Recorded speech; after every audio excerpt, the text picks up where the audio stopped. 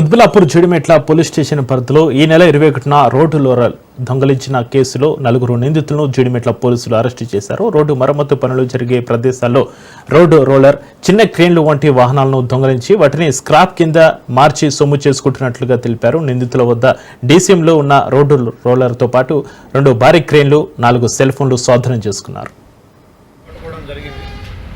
వీళ్ళ పేర్లు అఫ్రోజ్ అహ్మద్, ఏవాన్ ఇతను గుల్బర్గాకు చెందిన వ్యక్తి. రెండవ వ్యక్తి మహమ్మద్ ఇబ్రహీం, మూడవ వ్యక్తి సయ్యద్ ముస్తఫా, ఇతను కూడా అబ్స్కాండింగ్లో ఉన్నాడు.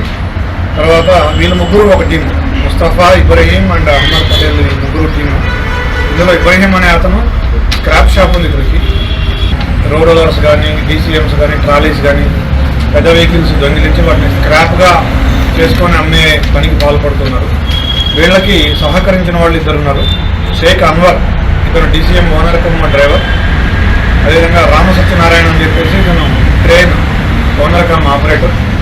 ఇది ఏంటంటే వీళ్ళు ఒక 2 ట్రైన్లు తీసుకొచ్చి ఆ 2 ట్రైన్లతో ఆ డీసీఎం